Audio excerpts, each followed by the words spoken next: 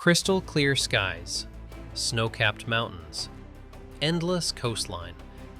This is really, really freaking beautiful. Yeah. I love this pass here with that river running down below us.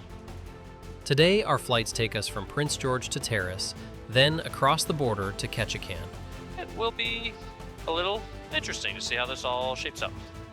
But just when we thought we'd finish the day on a high note, hey, the weather kind of looks like crap. It's not good.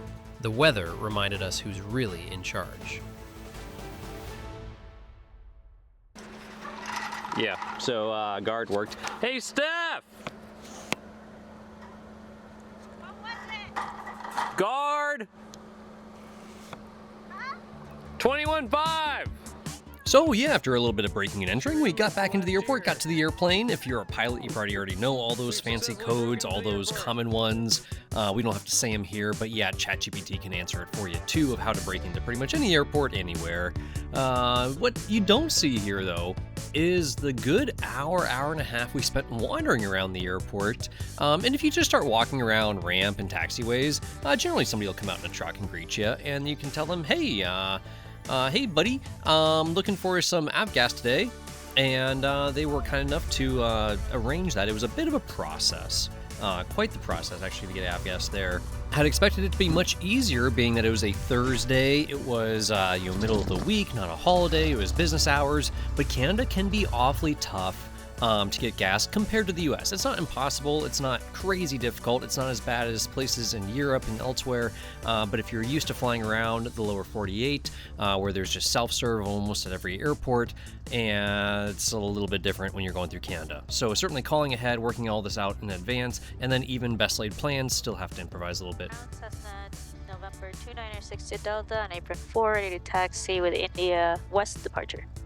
November 2962 Delta, Prince George ground runway 33, wind 020 at 3, altimeter 3016, taxi Delta and squawk 7017. Your final straight catch in? No, Terrace Ketchikan. So once we had our tanks nice and full, it was then time to continue on towards Alaska. Our first stop into Alaska is going to be Ketchikan to clear customs. But first, our plan was to land just before that and top off again in Terrace, check weather, and just make sure that things were still looking good, as well as go ahead and take that opportunity to call customs in Ketchikan and let them know we're coming, because we do have to provide that advance notice before arriving and make sure that somebody from CBP is going to take the ferry in Ketchikan from the mainland over across the bay to the airport to meet us there at the airport to check our passports and let us back into the States.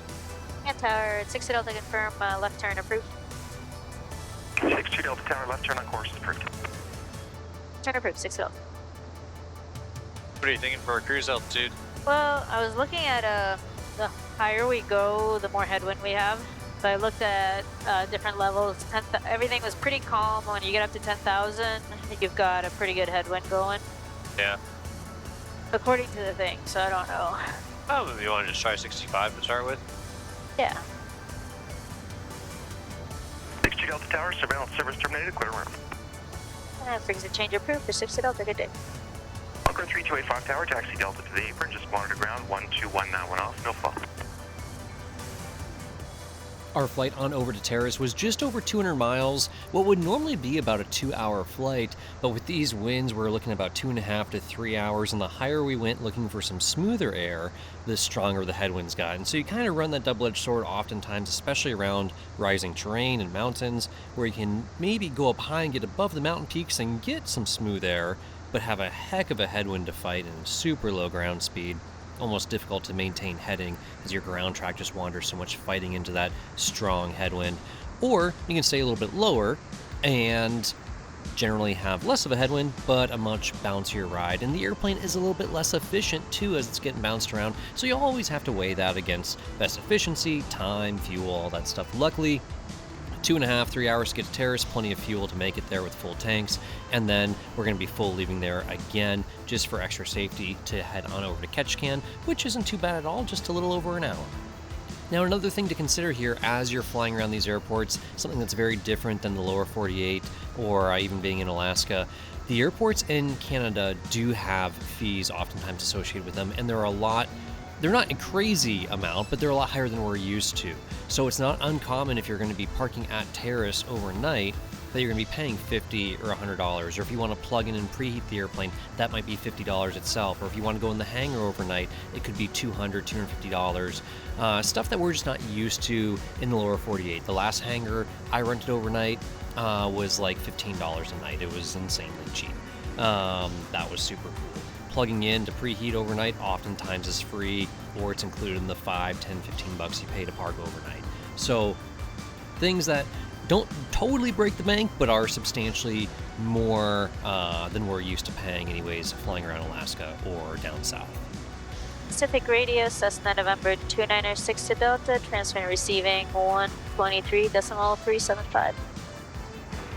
Calling Pacific Radio, say again the call sign.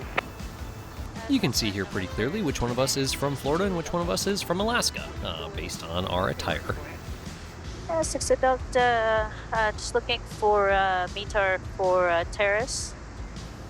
Yeah, Roger. Don't have any pilot reports or anything else. Smithers, the latest in just yet, but Smithers is reporting showers in the vicinity, and 6,000 scattered, 23,000 broken.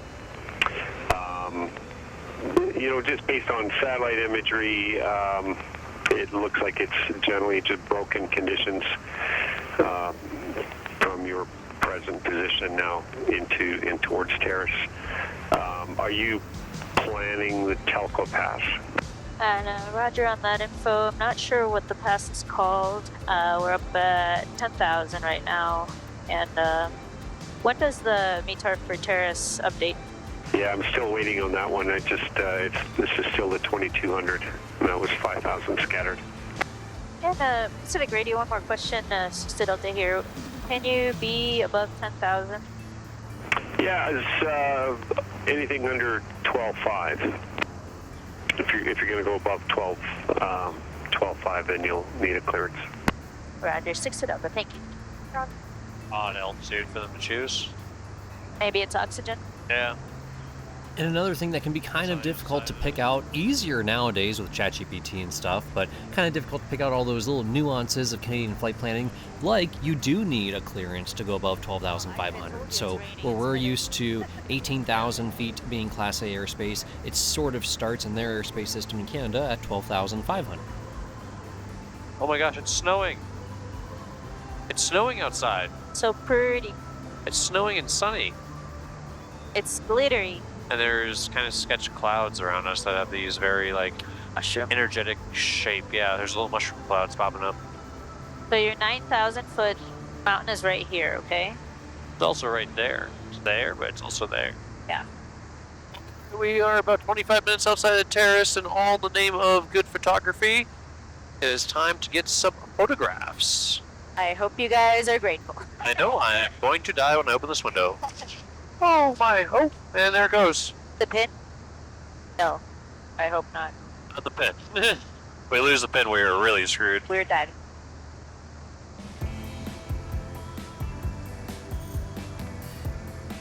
Boy, these mountains look way higher than 5,000 feet. It, I wonder if it's in meters. well, it only takes like seconds for, 5-degree air? It's awesome, we got to go over the top. Saved so much time. Totally. Good news, we are under the carb ice risk. Yeah. Is it in the mountains or it's in a valley? No, it's at 700. We could maybe take this to get down, or we could go all the way and circle. I think we'll have a hole to get through the clouds, Dave. I'm not worried about ice, really. So you think just keep going this way? Yeah, just go direct. Yeah, as direct as you can to it. Yeah. And then once we get over some low terrain like here, we can probably start descending. Maybe through that. The most direct route to it. Okay. Well, at least we know there's a hole here. Yeah, there'll be lots of holes. Don't know that, sure. Oh, we're getting pretty close. I'm gonna start descending. Yeah. 20 miles, 10,000 feet to lose. We should start to descend 30 miles out. We're a little high, but yeah, coming down 700-800 feet a minute would be perfect. I always forget your formula for when to start descending. It's like... It's x squared times y over pi divided by 2. Uh-huh.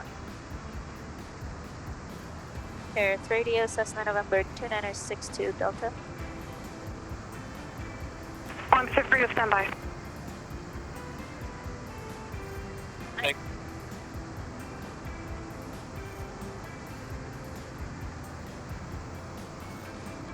Oh, it's cold, it's cold, it's cold, it's cold.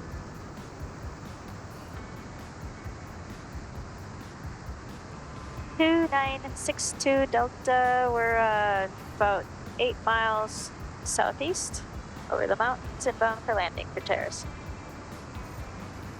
November 2962 Delta, Terrace Radio Roger, preferred runways 33, wind to 330 at 3, altimeter 3022. 3022 for runway 3362 Delta. Roger, what type of Cessna are you? A Cessna 170. Roger. Wonder what's up with all those little mounds down there. Yeah, I know, right? Little dirt teepees or something. Maybe they're actual teepees. The world is that? Terrace Radio 62 Delta. If you have time for a question, we're wondering what we're flying over here, these little mounds. You're about 5 to the southeast? Affirmative.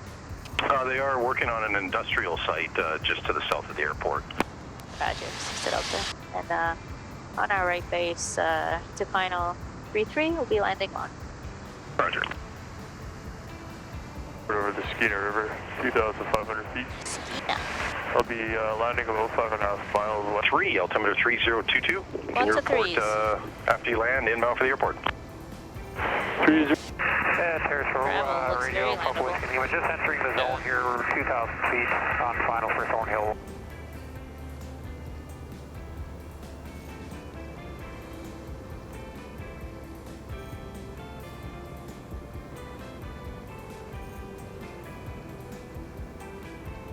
We had called ahead earlier to make sure that they would have avgas for us, and they certainly did, which was great. It is still something you had to go inside and pay for, so because we were going there on a Thursday during business hours, we didn't bother to ask what their normal hours are outside of that, but certainly something you'd want to check if you plan on landing there after 5 p.m.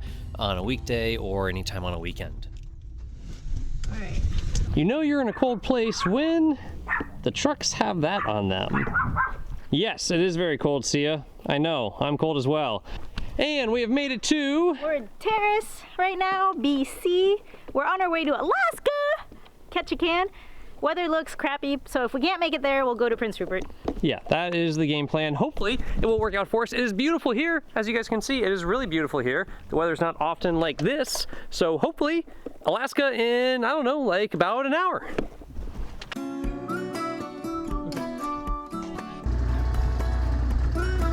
Terrace Radio 2962 Delta, ready for taxiing to the runway. Number 2962 Delta, Terrace Radio Roger, preferred runways 21, wind 240 at 5, altimeter 3021. 3021 for runway 2162 Delta. Roger, and what's your direction of flight on departure? Direction of flight westbound. Roger. And 2962 Delta, I have a squawk code. I was given 7017 for crossing the border. Is that still a good one? Yeah, that's still fine. You were given that by Kamloops FIC? That's affirmative. And I needed to, in flight, I'm going to have to amend the flight plan a little bit. We might be a little late, and I'll let you know. Roger, yeah, I can give you a frequency for Kamloops, and they can do all the updating for you. Roger, thank you. And 62 Delta, holding short at Bravo, will be entering runway 21. Onward to Ketchikan! Woo! Man, that's actually a really beautiful sight with that huge mountain right off the departure. You want a picture? Kind of late for that, but we got the GoPros on anyways. Just keep flying that airplane. No pictures below 1,000 feet AGL. Such a fun police. I know. So lame. It's like I want to have a long life or something. It's like you want to be safe. I know, it's crazy. Ew. Gross. It's very easy when flying over beautiful places like we do on a regular basis to always want to be taking pictures. And something that's probably one of the most distracting things I find in an airplane is the cameras. Whether thinking about the cameras on the outside of the airplane and trying to aim them at the cool things that we're seeing so that we can share these images with you guys, or trying to actually hold a camera and focus on things. And also just making sure everything's running, managing audio levels, managing all this stuff. When you still have to fly an airplane. And so I can say, whether it's on this trip in the Cessna 170 or flying other airplanes or other different missions and photography flights we've done over the years, the cameras are a huge distraction and definitely require a lot of brain power. Super does help to actually have two people in the airplane, one person flying and one person working the cameras. I mean, we can go this way. Well, we'll just go this way. Yeah, no, that sounds good. I'm cool with that. Go via Prince Rupert. Yeah.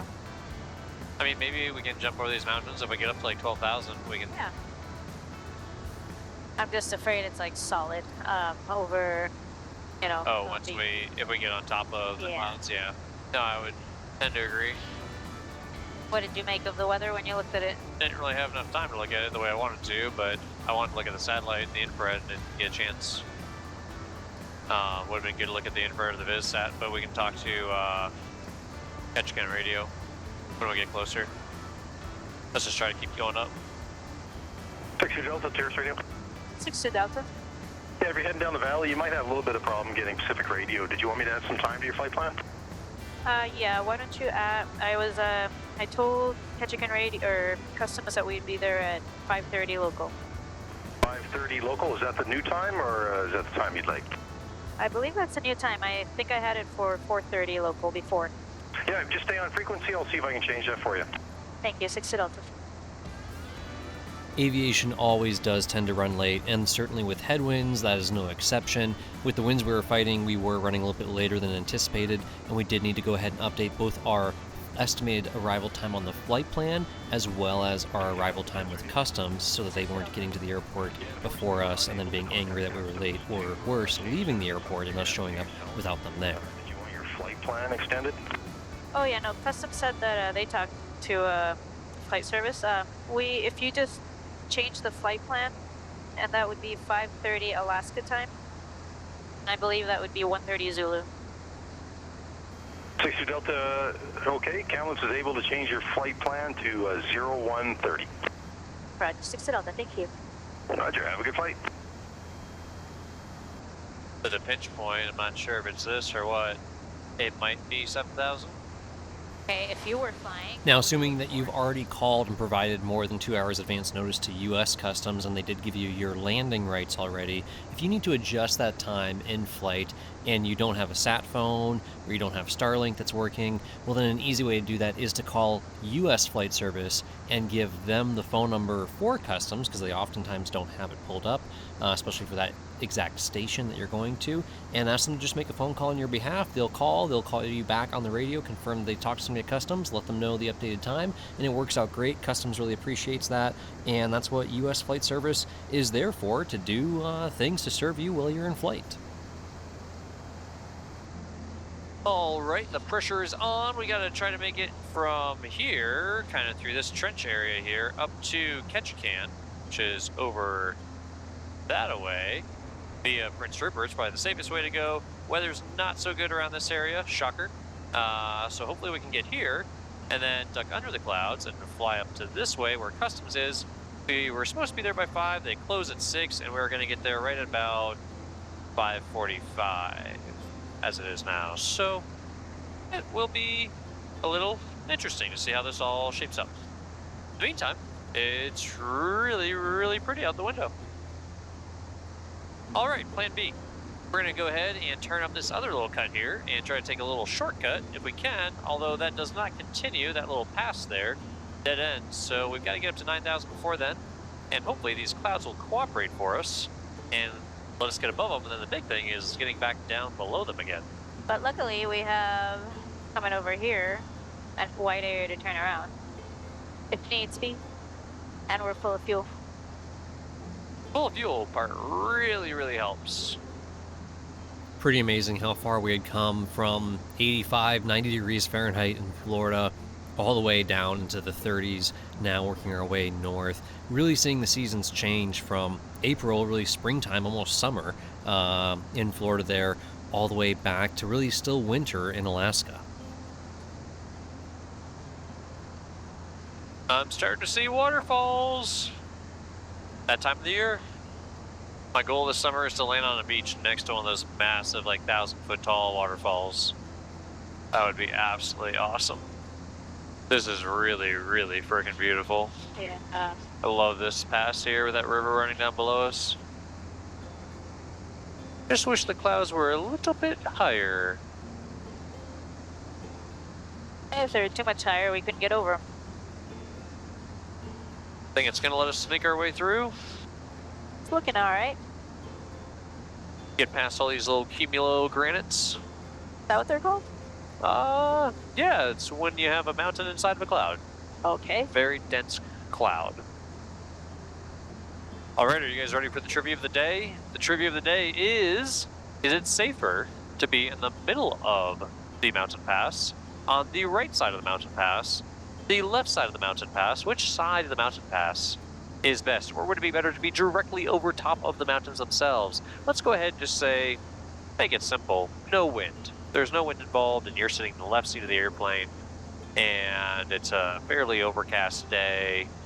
So yeah, left, right, or center, which one is safest, and why? So once we get over this cloud layer, how are we getting back down through it? Not sure. Wow, it's just absolutely incredible, those drifts and everything down there, and the avalanches, and the flow of all that snow. It's just insane. So much snow. So you're doing 9.5? I'm just gonna slowly let it climb. Yeah. Over these clouds. If it still wants to climb a bit up to 10, I'll do that.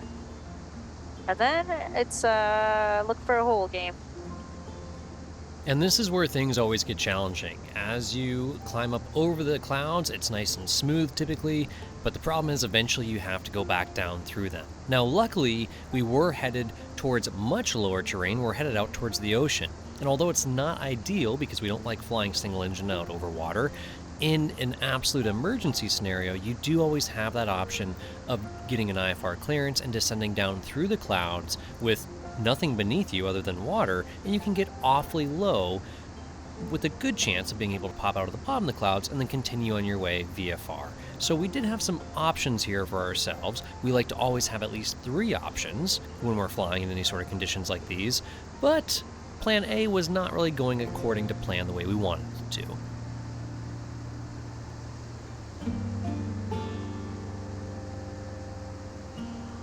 And hard to say whether it was the different temperature of the Pacific Ocean, different temperatures of the mountains, or some wind blowing from the ocean, pushing some warmer air uphill, upslope of those mountains. Whatever it was, as we hit the coastline, luckily the clouds broke up, we had these huge holes to fly through, and we made a nice uneventful descent VFR down into American airspace.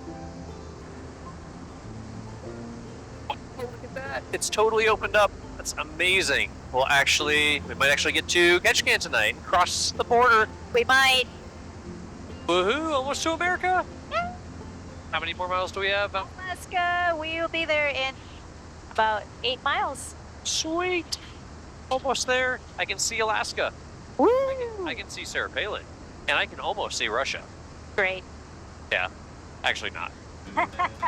But this summer, if there's time, Ooh. Nome, Alaska. No, we'll see you guys in Nome, Alaska. As we jump from there over to Kamchatka. Russia and get some vodka. Ooh, you didn't mention that part. Very excited about this tailwind we got going on. Oh yeah, that's going to be super helpful. We're going to be able to scoot right through all these mountains and very dangerous waterways. Yeah, and several layers of ceilings in icing conditions at 4,000 feet. Yeah. I'm excited.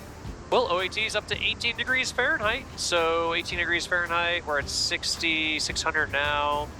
6,600, drop down to say 1,005, that's 20 degrees. Yeah, it'll be above freezing if we're at 1,000 feet over the water.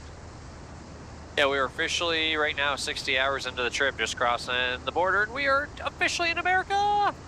Woo!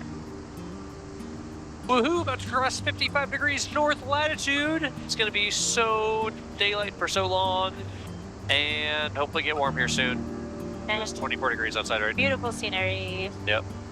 We've officially passed the national average of a private pilot. It takes about 60-ish hours, the average person to get their private pilot's license.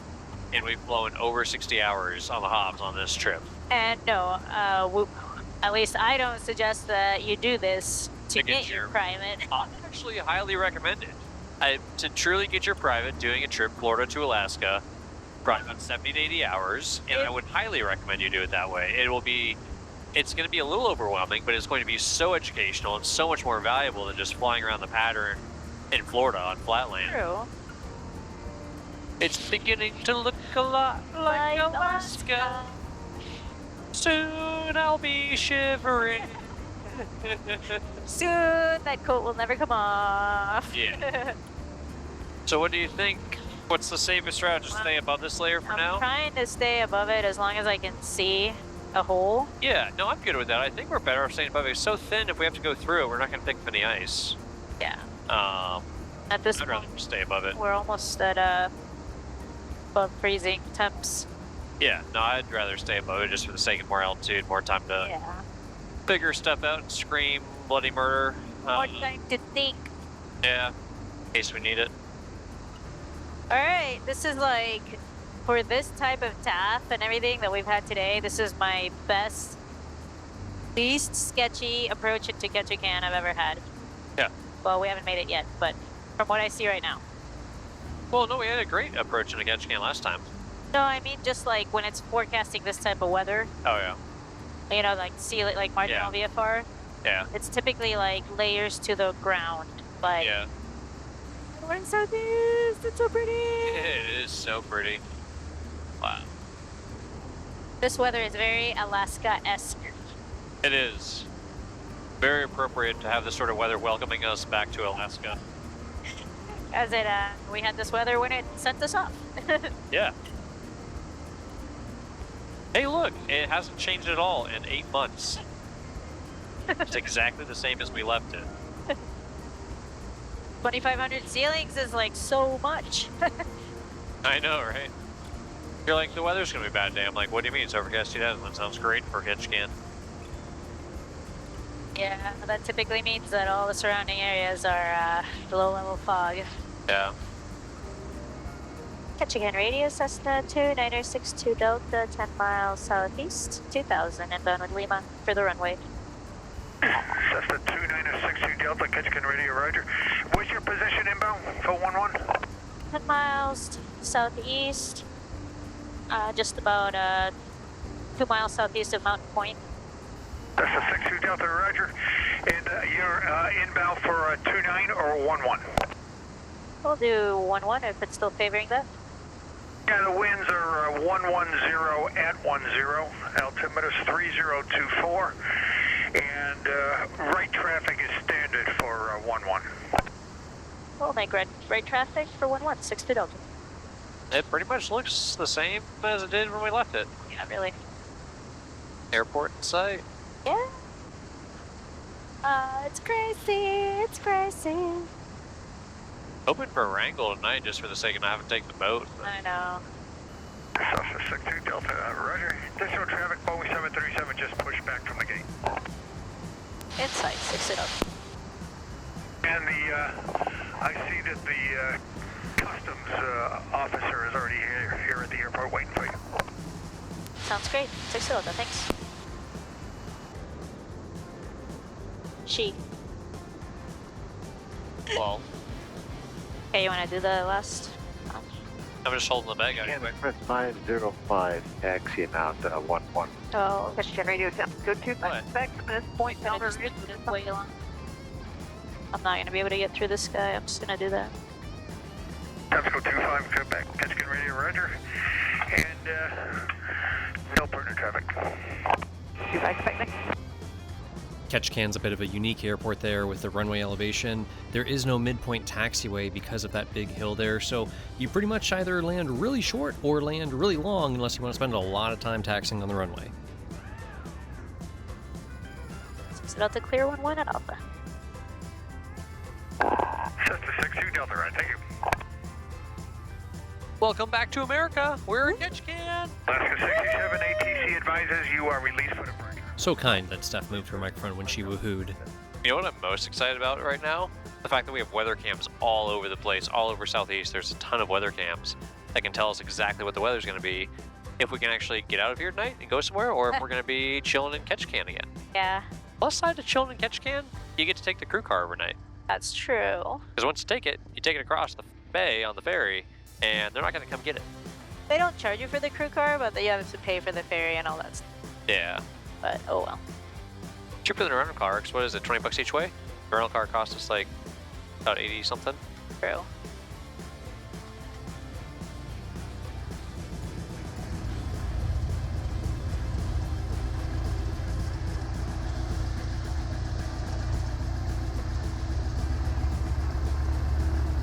Alaska 67 Anchor Center 118.5, good day. 18.5, good day.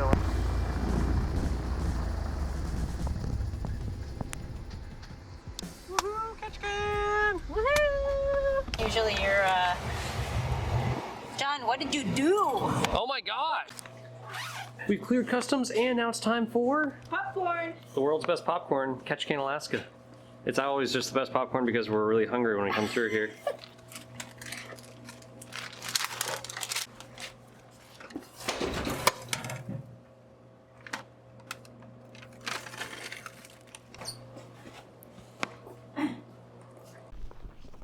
And for the first time in a very long time, Steph is actually the one going, hey, you know, the weather kind of looks like crap. It's not good. And it's like, well, hey, unfortunately, we're not in the desert anymore. I mean, it looks doable.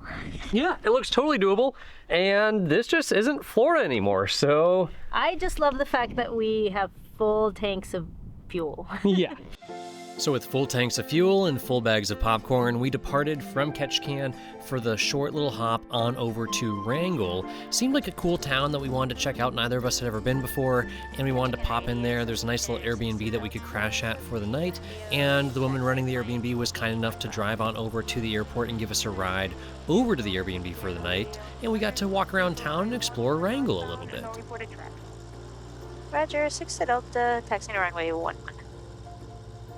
And welcome back to John and Steph fly in questionable weather conditions.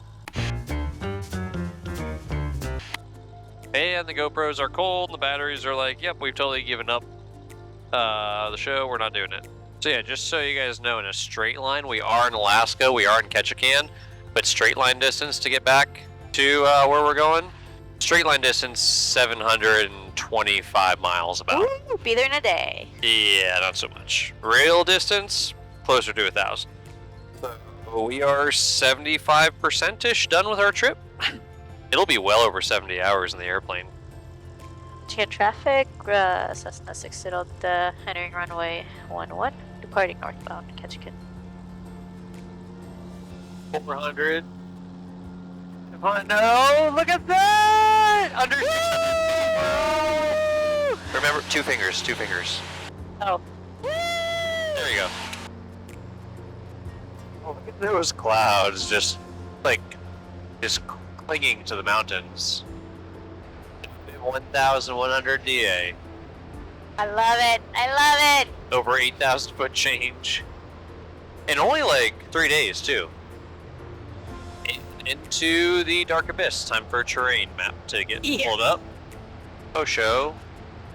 Zoom in here a little bit. And yeah, that looks pretty good to me. Carbise. Back to the Carbise climate. Can't wait to have a fuel-injected engine. I'll go ahead and not climb a bunch right now. Yeah, I'm thinking that 1,500 feet AGL is going to be our cruising altitude today. Ladies and gentlemen, this is your captain speaking. We will be at about 1,000 feet AGL today. Hope you brought your flotation devices. Wait, we left those in Florida. Oh crap. It is so pretty, oh man. Wow. This place is gonna be absolutely nuts in like another month. Aw, you gave us a little route. Aww. Yeah. After nearly 3 weeks in the airplane, I think both of us were getting to be a little bit giddy and a little bit silly there as we flew through, well, pretty decent marginal VFR conditions on over to Wrangell. And then the clouds just basically hang over everything else. Clouds are scared of the cameras. 2906-2 Delta, catch can radio. 6 to Delta here. I was just checking to see if you cleared the area yet. Affirmative. 6 to Delta's clear the area, headed to Wrangell tonight. Okay, well, you have a great trip, and you take care. Roger, 6 to Delta, thank you. Have a good evening. You're welcome. Have a good flight. I'm just happy that it's above freezing outside right now. Me too. It is 37 degrees. Ooh! And I can see for another about 5 miles. Yeah, no, it's actually pretty good viz. This is every bit of like... It's the best I've ever seen. Call it like 6 to 8 miles viz. That's some good rain. Maybe that will take some of the dead bugs off the leading edge of the wing finally. I figured once we got to Alaska, Little Delta would get a nice long shower. Yep. Ooh, the ceiling's opened up. Yeah, we're supposed to be getting better towards Wrangell. And we have a tailwind for once. Woohoo! Finally! Alaska's welcoming us. Welcome us home. Ooh, it's even nice and cold. I love being back in Alaska. You can leave things overnight somewhere and it won't boil. Steph, are you gonna leave that food in the car? Like, seriously? And you're like, oh wait, it's Florida. That's what we always do. It'll go bad in like 2 seconds.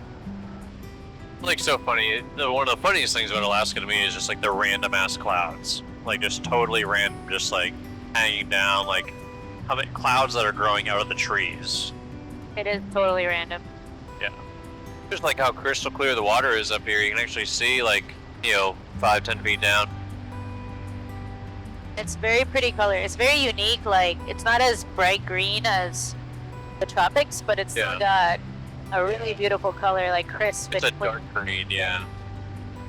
Bahamas is like that light blue, and this is like that dark bluish greenish.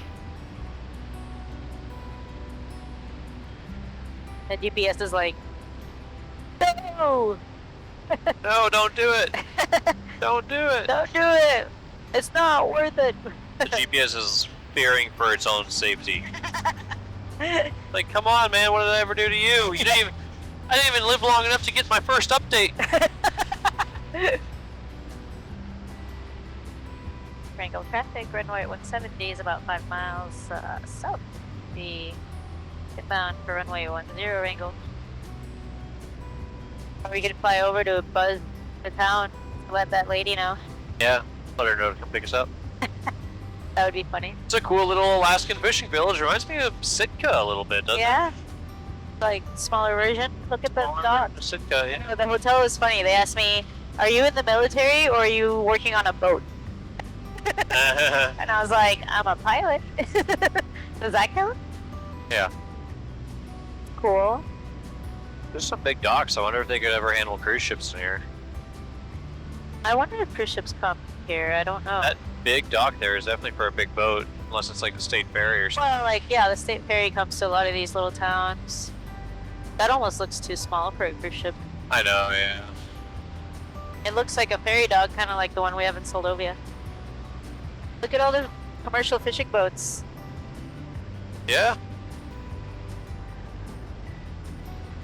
No deadliest catches not filmed here. Yeah.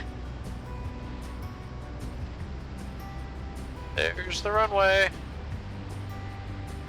Wrangell traffic, red and white 170, flying over the town. We'll be buzzing the field, making left traffic, runway 10. I'll be buzzing the field a little bit. Just kind of cutting across the runway at some arbitrary altitude. It's whipping through here. Yeah. It's like turbulent. Yeah, it's definitely whipping around those hills and stuff. There, they Definitely tight. favoring 1-0. Yeah. Kinda low and slow. Yes, dear. Gotta clear that little fence there. There we go.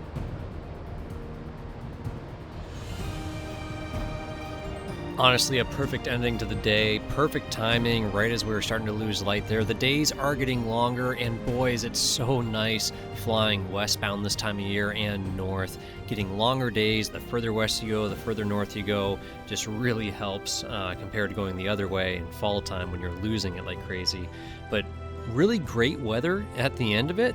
Definitely back in those carb icy sort of conditions that we got to be aware of. We're no longer flying in the desert. And overall, just super happy to be back in Alaska. The air is crisp and clean and moist, and it's easy to breathe, and we're at sea level. And we've got great performance from the airplane and just beautiful terrain.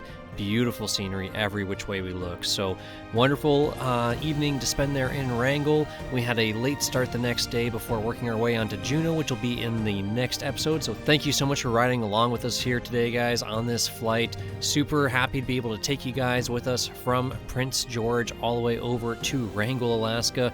Almost home now. Thank you if you guys have been following this trip from the beginning, from Florida all the way back here. Actually, really from Alaska, when we left Alaska and went down to Florida.